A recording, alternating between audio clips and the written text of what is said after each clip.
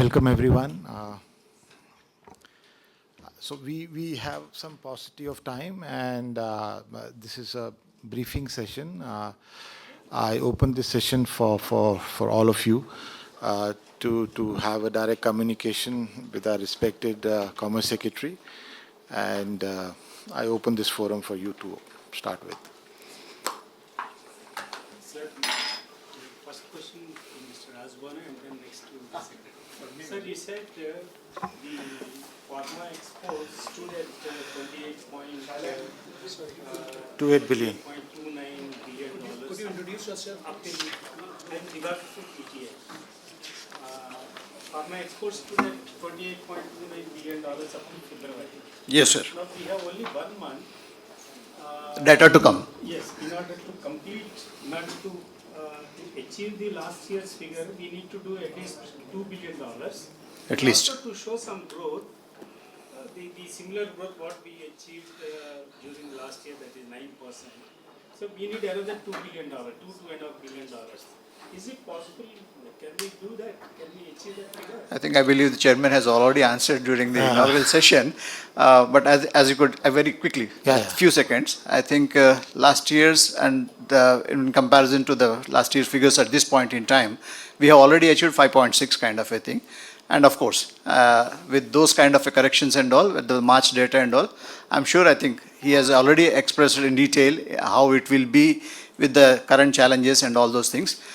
We will be having a positive growth, nevertheless, and hopefully reach what expected to. March is important for us in any way. So we will be achieving last year's figure. At least last year's figure, figures. because the unprecedented part was that in March 2024, 25, sorry, because of the tariff issues, we invoiced 1.6 billion worth of medication to US alone, much above their normal sourcing. So that also will come as an impact in 2026. So that is why we assume that we will end up somewhere near to the last year achievement only. With some amount of growth comes in, it is good for the industry. This is Swati from Times, Swati Bharadwaj. This is Swati Bharadwaj from Times. I just wanted to ask, will we be able to achieve whatever target we had set for this year? So there is a difference between target and performance. So target was set at a higher level, like 32 billion. But now as we trail around with the headwinds, what we are facing, with the crisis coming in, I think even if we are able to achieve last year revenue, I think that would also be a positive sign for our industry. Sir, this is Ravi Kumar from the Hindu. You had recently spoken about the likely impact. Sorry, could you introduce yourself, please, and use the mic? Thank you. My name is Ravi Kumar from the Hindu. You had recently in a statement mentioned about the impact of the West Asia crisis on pharma exports. I think you had mentioned 500 million is the possible impact. What is the picture that's available to us now, sir? It's about a month since the war broke out, and we are also discussing the March numbers. So what has been the impact so far, and what is the roadmap ahead as you see, sir? See, largely it is more based on assumptions. The figures are yet to come. If we have figures in hand, we'll be able to actually address the impact assessment, what we can do basis the figure. And by 22nd of April, we'll be in a position to have the March data. And then we'll be able to address it more appropriately. But in terms of crisis, I think I would like to hand over to Rajesh ji in terms of how the government is trying to support the industry, what initiatives we have taken. And I'm a witness to it. Daily, there are 3-4 rounds of meeting with various ministries, like just to ensure that the supply chain of pharmaceutical industry does not get impacted. So I leave it to just brief the media. I think a couple of things that which I heard from media. I think one, your concern around where we land up. Yes, one thing is clear, we are likely to land up better than last year. Whether we meet the target that we had placed before that in dollar terms, looks like difficult to meet the target that we are left, but we will be in positive territory. In rupee terms, maybe we are near that because there has been a depreciation of rupee also which has happened. So In rupee terms, I think gross rupee terms, there is a growth in pharma exports also, which is there. But in dollar terms, we'll be in positive territory. How much, as Chairman pointed out, I think we'll come to know of it by 20th, 22nd April in a more concrete terms. So it's better to wait for the numbers, have a look at it. Two, I think West Asia crisis definitely it does impact the energy supply chain, and concomitant with has there's some uh, impact is coming to pharma sectors in terms of some of the intermediates that are important, some of the solvents that they need for the pharma sector. Our supply chain is getting impacted. Government is completely engaged with all arms of the governments are engaged together to see how we can prioritize the limited supplies of LPG, and that is being resolved to the largest extent possible by even diversifying our imports, by buying from other sources also. So as we are able to resolve that overall supply chain, we will try to alleviate some of the pain in every sector, as pharmaceutical will be one of the priority sectors also.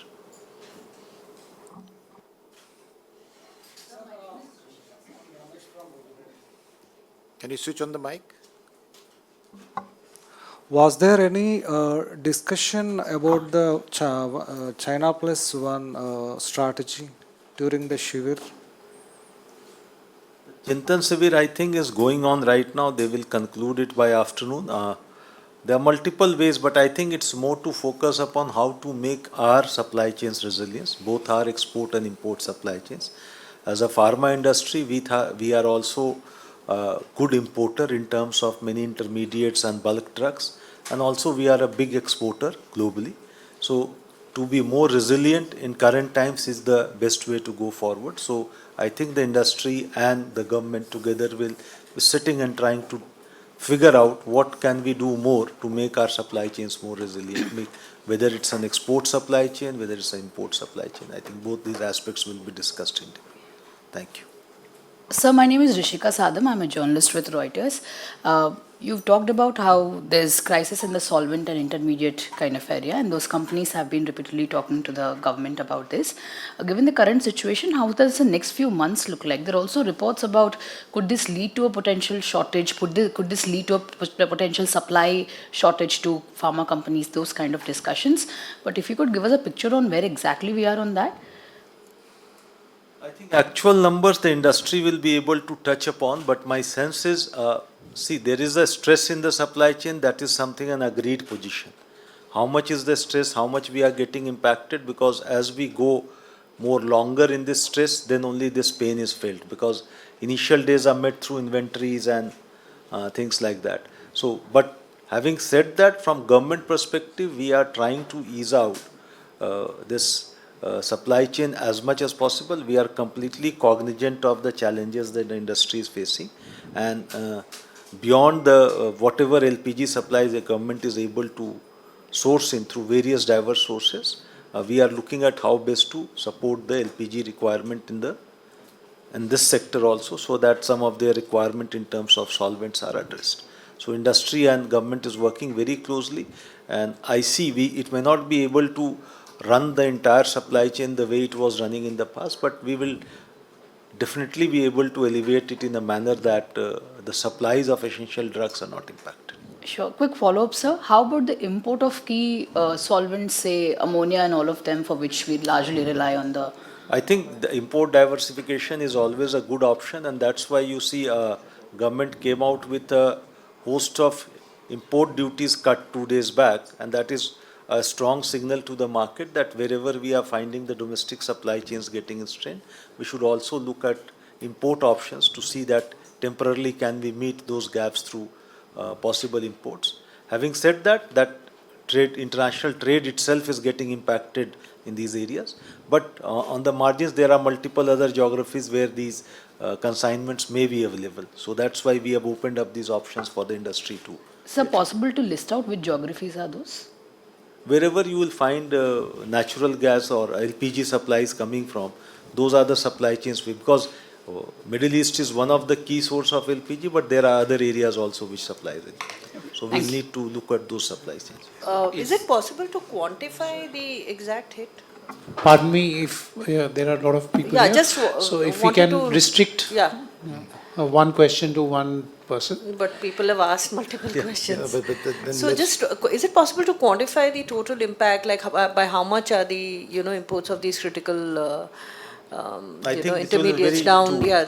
too early to guesstimate and come to an actual figure, because the numbers on a gross sector Percentage? level are also not available right now. For the month of March has been impacted, so we'll have more insight into those numbers 15-20 days down the line, and then maybe we'll have a commodity level number which will give us insight into how much it is getting.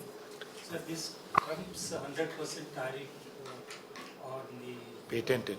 patented drugs. Though India is doing majority supplies from India are generics, would there be any impact on us? Have you One, I think, government's opinion on one thing, the 232 tariffs on in pharmaceutical sectors by United States, right now our prima facie understanding is, since the generics are exempted, Indian industry or Indian exports to US will not be largely impacted. On the margins, if there are certain innovative drugs which are getting impacted, I am happy to share that we are engaged with United States towards a trade framework trade agreement, and that agreement is under negotiations. In case there is any challenge that our industry is facing in any segment, we'll be very happy to bring that also on the table as a part of the framework deal. One question, sir. Again, sir, Given- please, there are other people also. Just one question, sir, related to this. Given the fact that the industry is facing multiple challenges now and we are not clear about the evolving situation, is government thinking in terms of providing some fiscal support to the industry? Is there a call from the industry for that, as in some way you can support them? Well, right now I don't see a call from the industry on the fiscal support part. It's more on the supply chains that they are looking at, because pharma is not one sector where actually our export supply chains, the price, more than price, it is, I think, the availability and the exports which are important for our buyers. So that is something which has not come to the table as of now. And it depends on how long this crisis carries on. Next. Sir, I am Mallikarjun Reddy, Chief Reporter from Sakshi. So, US remains the largest market for us, with potential trade policy shifts under the new US administration. How is the government planning to diversify exports to Europe, Latin America, Africa, and emerging markets like Middle East? As a country, we have been focusing on new markets, new products to diversify our export supply chains and bring more resilience to it. Two, you must have noticed in last 5 years, 6 years, we have done 9 FTAs, which touch around 38 economies. And these economies, you leave aside the United States, they touch more than $30 trillion of the economy size. So it's a huge market that we are opening up and trying to have a more engaged trade relationship with those economies. We believe these FTAs, once they are all operationalized, this will open up new opportunities for our exporters also. This will help them diversify markets. This will help them have more deeper exports on some of these markets. And this will also enable a lot of growth for our domestic industry, creating jobs back home. Thank you. So are we currently using Chabahar for trade? I think every day Government of India, different ministries are briefing media centrally at Delhi. Some of these questions, I think, through your media channels, if they are, because this is something our port colleagues in the port ministry will be very clearly. My information will be hearsay, and I will not like to touch upon that. Rajesh ji, Surekha DD news से मेरा सवाल ये था कि यहाँ पर कुछ देर पहले जब बात कर रहे थे मंच पर, तो आपने कहा था कि वॉल्यूम के साथ साथ वैल्यू की भी बात होनी चाहिए, और जाहिर तौर पर प्राइस की भी अगर हम बात करते हैं आम आदमी के लिए, तो इंडियन मार्केट की जब आप बात कर रहे हैं, तो क्या इस चिंतन शिविर के ज़रिए हो या फिर जो टारगेट्स रखे गए हैं उसमें क्या निकल कर सामने आ सकता है, और ख़ासकर अभी जो हालात है उससे कितना ज़्यादा इफेक्ट होगा, आप जो भी आगे का फ्यूचर का देख रहे हैं उसमें कितना आपको लगता है कि कहीं ना कहीं पीछे छूट सकते हैं? चिंतन शिविर जो आज यहाँ पर आयोजित किया जा रहा है, उसमें I think this current crisis is a temporary one. Right now it has emerged over last 5 to 6 weeks. So this is not the immediate area on which इसके भी जो रिपरकशंस हैं वो जरूर डिस्कस होंगे, पर लार्जर जो एक विजन है फार्मास्यूटिकल इंडस्ट्री के लिए कि अब हम एक बड़ी इंडस्ट्री हैं और ग्लोबली जैसे हम वॉल्यूम के लिए जाने आते हैं, अफोर्डेबल प्राइसिंग के लिए जाने जाते हैं, कैसे हम क्वालिटी के लिए जाने जाएं और क्वालिटी प्रपोजिशन से कैसे हम एक वैल्यू बेस्ड इंडस्ट्री की ओर आगे बढ़ें, because that will give us strength in the long run. तो उस पर चर्चा की जाएगी, because Indian industry now are gradually growing in multiple areas. The industry of today is not the industry of 10 years back. It is a much developed, much forward looking and a much more robust industry. So definitely आगे का रास्ता कैसे तय हो, क्योंकि pharma क्षेत्र में भी नए प्रयोग आ रहे हैं, नए इनोवेशंस आ रहे हैं, नए ड्रग्स आ रहे हैं, बायोलॉजिक्स की बात हो रही है, बायोसिमिलर्स की बात हो रही है. तो हमारी इंडस्ट्री कैसे इन अपॉर्चुनिटीज़ को भी साथ साथ इसमें भागीदारी, जो हमारी भागीदारी अभी तक जेनरिक्स में रही है, वो भागीदारी बाकी क्षेत्र में भी कैसे बढ़े और हम लोग वहाँ भी लीडर्स हों, इस पे चर्चा की जा रही, ताकि हम लोग की जो ये लीडरशिप है इस क्षेत्र में कम ना हो बल्कि और सुदृढ़ होती चली जाए.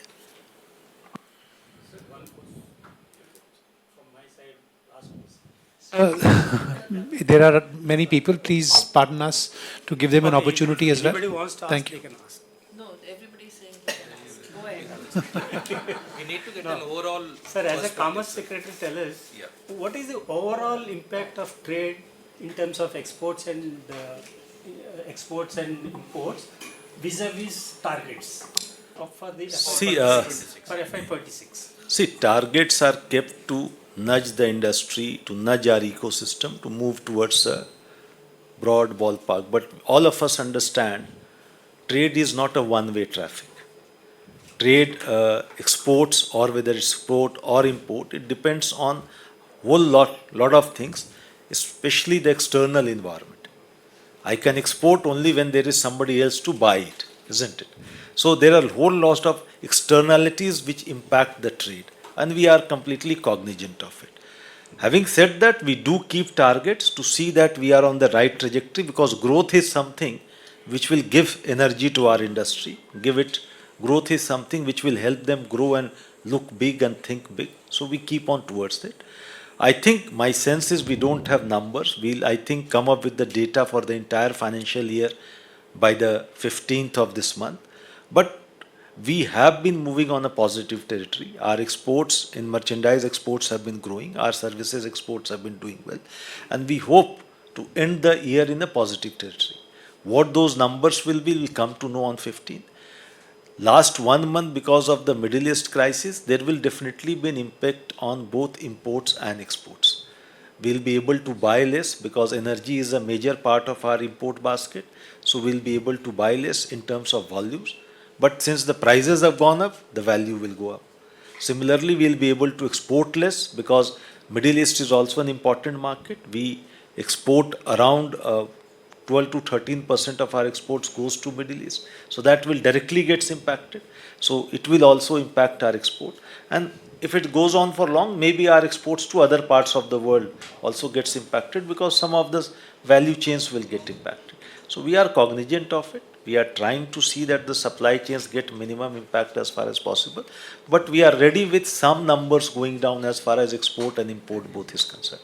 And I assume it will be not only a one-way traffic in terms of export going down, it will also be import also having some downward impact. Sir, आप ये value की जब value को, when you are replying on the value, you mentioned that the crisis is temporary. What is the sense we are getting, sir, in terms of? See, my sense of saying crisis, because it is emerged 5 weeks back. So we don't know. None of us can put how long it is going to. Its impact will also go on for, even if the crisis and the war ends, there will going to be the impact of this war which will be there for next few months or years also, depending on which supply chain or which infrastructure has been impacted, how much. So at this juncture, it will be very difficult to take a very long-term view on it. But I think, as I showed, Chintan Shivir will discuss the long-term vision for the sector. This is one of the challenges that we need to factor in our long-term vision, because this kind of externalities, unknown events can keep on happening. We had COVID 5 years back, we didn't plan for it. But then we reacted to it, we adapted to it, and we are able to navigate it. So these kind of externalities will keep on coming, and we need to provide for in any planning or any vision that we do have. Just to add on his statement, actually PLI came to us at the very right time actually. Post-COVID, 2020, the idea was same that we should become self-reliant to combat these external challenges which may keep on coming. And now what we are realizing is, though certain key starting material, we are completely self-reliant, but to manufacture that starting material or to create an API out of that starting material, we also need certain solvents. So otherwise, if solvent would have been also a part of PLI, then I think we would have been manufacturing continuously, and we have been right now at the best position. But large part of our pharmaceutical supply chain due to PLI is still intact. The only part which is impacting us right now is the solvent part. But if you talk about pharmaceutical key starting material, we are quite well placed into this. We have taken the confirmation from all PLI winners how much they got impacted, and all of the PLI winners said that they are having quantities, inventories, and they can serve the domestic market at least. So that is a very positive sign, and it's a right initiative taken at the right time. I'm sorry, this is the last question we could afford to take from the gentleman. We need to move out now. We need to close this. Yeah. Thank you very much for your time. In terms of the costs, how have the costs gone up for manufacturers in general? Has the government done? Industry will be the best suited to. But overall, I mean, if you look across sectors. And I can't give a ballpoint figure, but I think It depends on how much a sector is exposed to energy inputs, especially energy inputs in the form of Raw materials. crude raw materials, which is, if you are having a energy which is dependent more on power and more on renewables and all, that will have a different impact on the industry which is having energy in terms of petrochemicals or crude or anything which is going into their supply chain. So there will be differential impact. I think we should not jump to those conclusions, and we should wait to come. I think with the permission of the chair, sir, I think probably every crisis will have an opportunity for us to rise to that level. I think now this is the time where we will be mapping each and every of those things and all, and try to see what my chairman has already mentioned, that how a PLI can be for the solvents and other things can be evolved, and that will help us in the long run. Thank you so much. Thank you, everyone. Sir, when you said that despite this troubled situation, exports, you would see in a positive figure. This is for the overall exports you are talking about, not pharma alone. I think you heard Not pharma alone, but sense you are we talking got about there was it's going to overall lag. my sense is because we have done well for first 11 months. So 12 months impact also, I think we should still remain in positive. But usually March, we see some surge in terms of That is Usually, the yes, but these are not usual. Sir, Navit ji,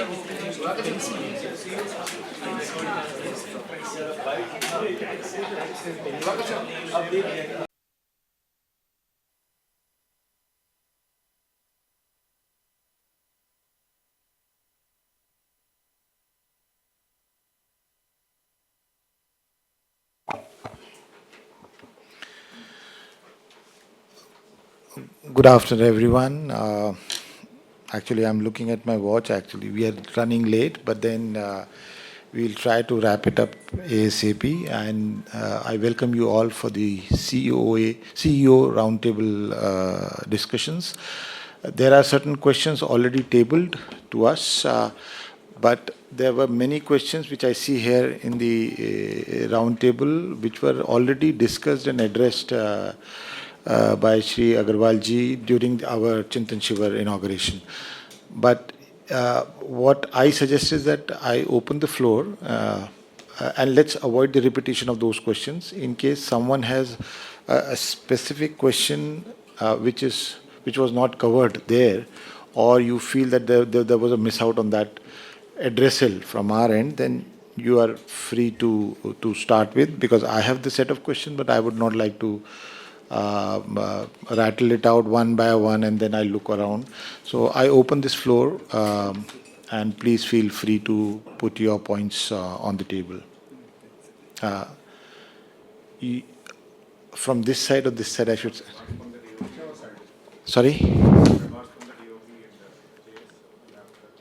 I think once we conclude the question answer session, then we will conclude with the remarks from.